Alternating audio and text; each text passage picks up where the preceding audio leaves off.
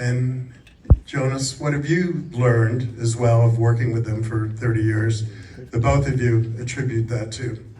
We know the music and all the other things we're thinking of, but why do we see this reaction here? You want to go first? You want me again? I guess the first thought that comes to mind is because we are fans, and that will always be part of who we are. So when I see these guys out in the front row, that was me and still is me.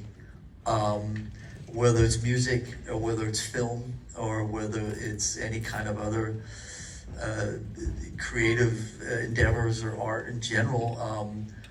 But we were just talking at dinner 5 minutes ago about seeing Deep Purple in 1973. Actually saw them twice in 1973, and seeing all these bands around Copenhagen.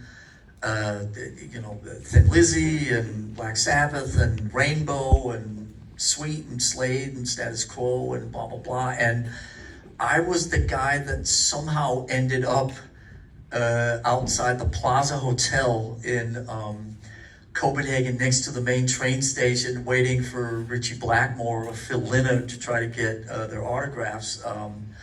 And whenever anything has spoken to me, appealed to me, fascinated me creatively, I've always wanted to try to get close to it. And so I think the answer really is that all of us, and Kirk, Rob, and James all are like-minded in that sense, and I think all of us really just so identify with the fans and the people that are out there, because we're just the ones up on stage, but we're all the same. And ultimately,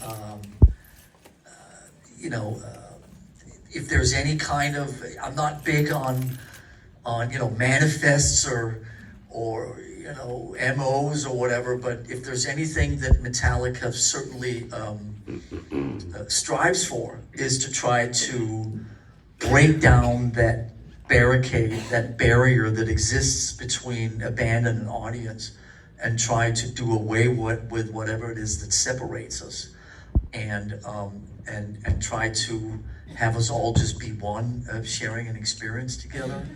And so that's sort of what's in our headspace. That was in our heads when we started 150 years ago, and that's still in our heads now. The only difference is that what we're doing is connecting with more people than it used to. Yeah.